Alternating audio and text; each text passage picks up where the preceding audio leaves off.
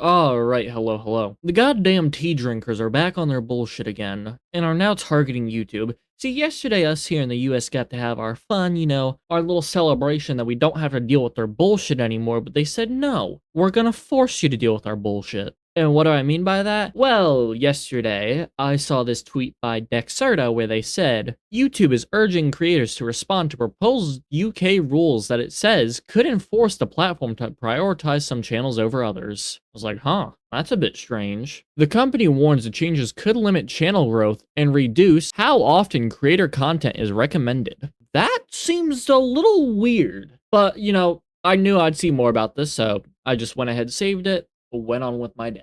Come to today, where I see this. New. A message from YouTube to its content creators has been verified. It warns the UK government will force them to push legacy media outlets, like the BBC, ITV, and Channel 4, over independent commentators and journalists. And they have a little image linked here. The UK government is running a public consultation called Watch This Space, a new strategic direction for UK media.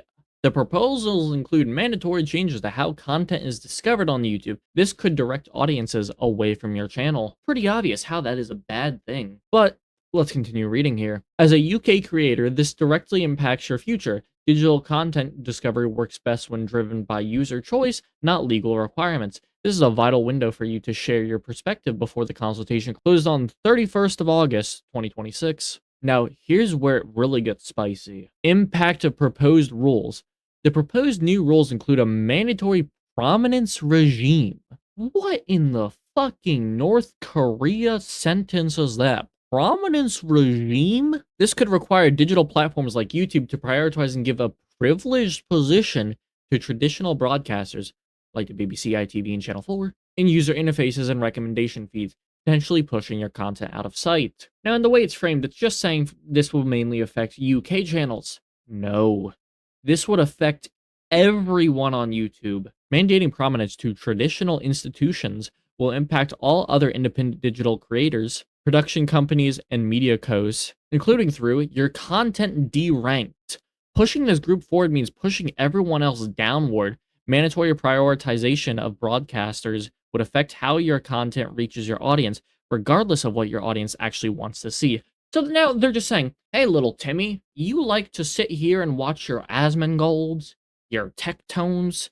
No, you're not allowed to do that anymore. You must watch the slop we want you to see. You're not allowed to watch those guys anymore. They only spew wrongthink and don't push our agenda. Reducing user exposure to diverse content and independent creators, mandating prominence for established media networks would push the UK's diverse mix of independent journalists, educators, and digital-first businesses down the line. Threat to reach and channel growth. Your ability to organically grow your community, generate views and revenue, and build a sustainable business is compromised if your content is hard to be discovered. And that's already kind of grows upon what I was saying. If they don't like the message you're spewing, too fucking bad. Reminds me a good chunk of 2020 where right-leaning voices were getting shadow banned and everything turned overly woke. And it kind of seems like the UK is going down that line just in their own political spin, where it's like, oh no, we don't want you to hear about all the problems in our country. We only want you to hear good things. Importing hundreds of thousands of illegals is actually a good thing, guys.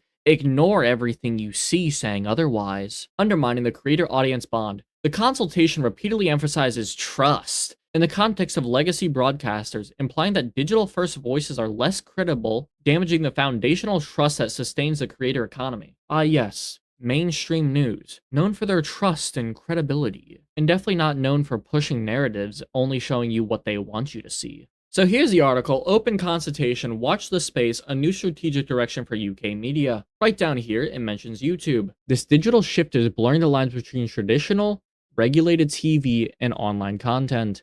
Platforms like YouTube are increasingly hosting high-quality, TV-like programs. Crucially, global technology platforms now often control the algorithms that decide what content people see. You know, those algorithms, those evil algorithms that don't push our slop that no one actually wants to watch because no one fucking clicks on it. How dare they go to people that they actually enjoy listening to and can give insightful information or just have funny takes? How dare they want to see a little PNG light up in the corner talking about what they like Instead of listening to our soulless, dead-sounding voices, instead of leaving things open and allowing people to think what they actually want to, why are they not listening to our slop? These algorithms typically prioritize engagement over value, risking filter bubbles, also known as echo chambers, that erode the shared cultural experiences once provided by broadcasting. That statement in itself is just blatantly wrong and retarded. Because going to the same news sources every single day is the filter bubble. That is the echo chamber. Only getting your news from like one or two sources that agree and only say the same thing. Instead of having the internet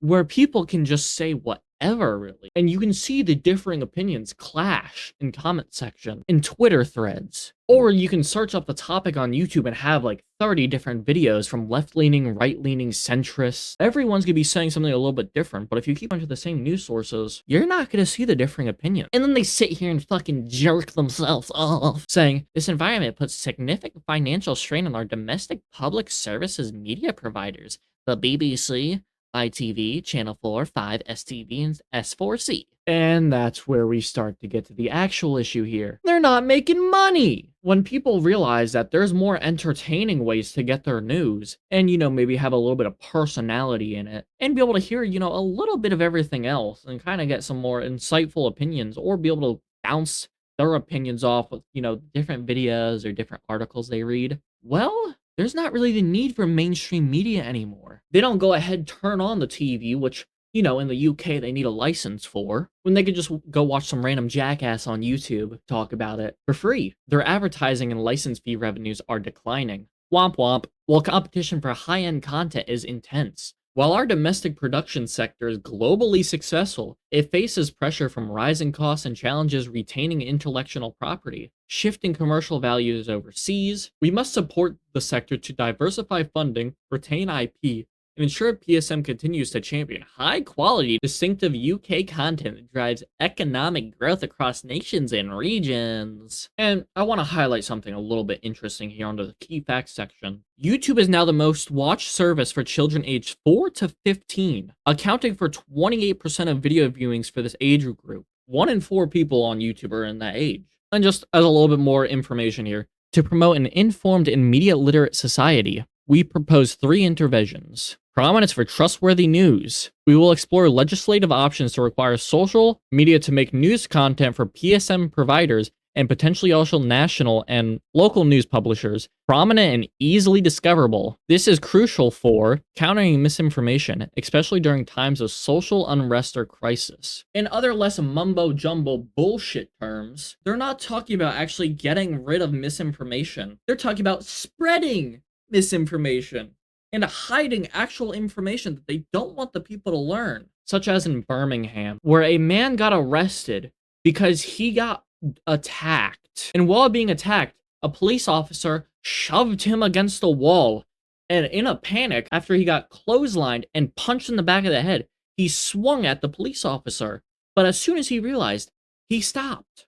Insane clip from the UK. Police are arresting someone who got assaulted. What the hell? 3 blacks attack a drunk white kid in Birmingham. The female police officer comes in to protect the violent blacks and arrests the white kid. Absolutely disgusting the way white people are treated in England. Okay, well, let's see the original video. In his defense, he probably thought you were one of the attackers. Right.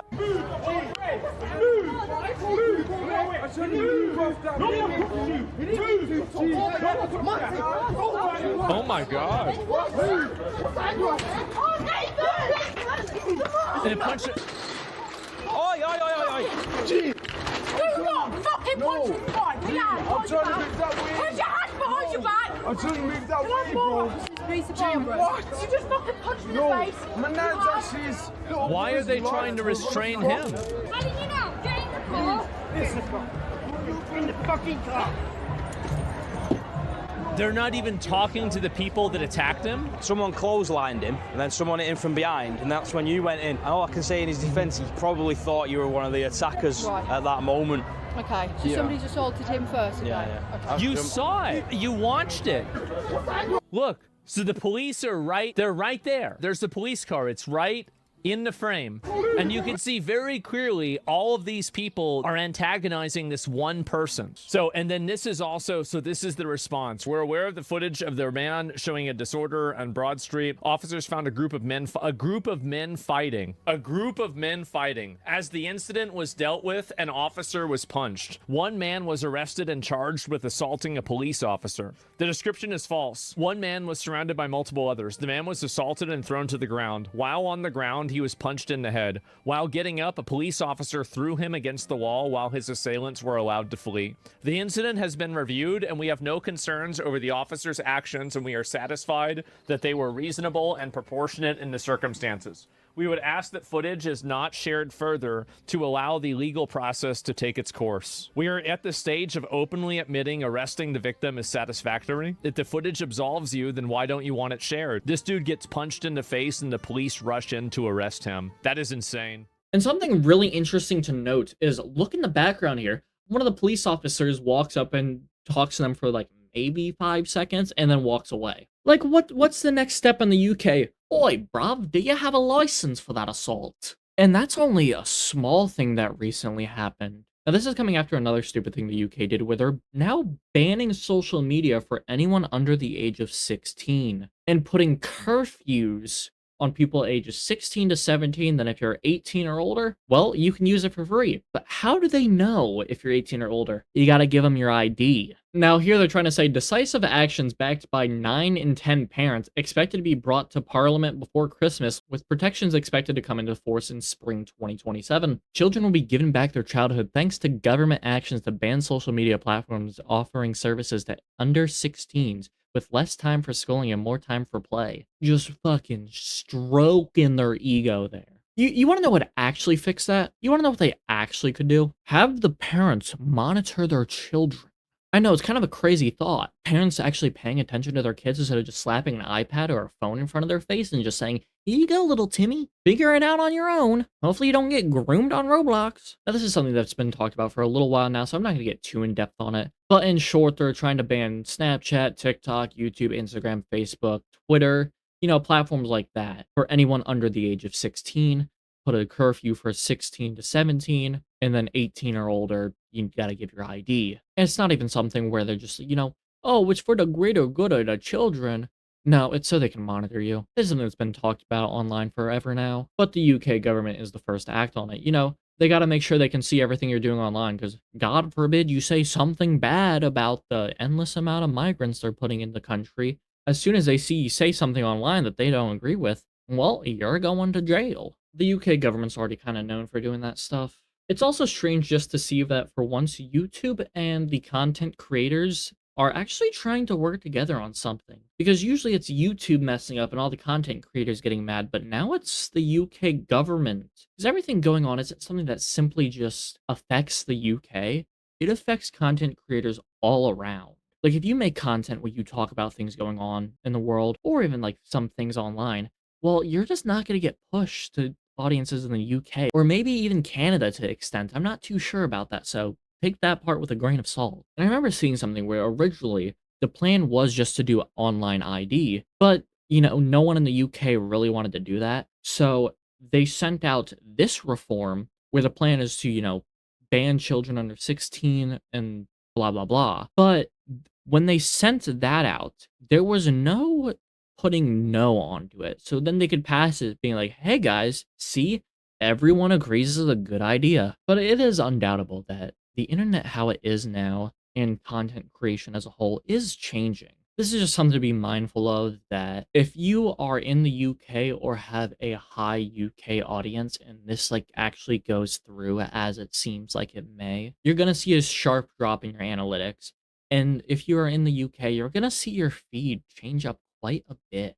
And it's not really a surprise to see that this may happen. YouTube's already kind of known for not pushing people's videos to their audience sometimes. And it seems like you're going to have to go through even an extra step to see the videos you actually want to see. Now, if you're in the UK, let me know what you think about this. Let me know what I might have missed. Maybe I'll make a follow-up to this video if more comes out. And overall, just let me know down below what your thoughts on this are. While you're down there, go ahead, like, subscribe, hit that bell notification, because who knows if you'll see me again with these changes. All my links are in the description. With that all being said, have a lovely rest of your day. and I'll see all you beautiful people next time.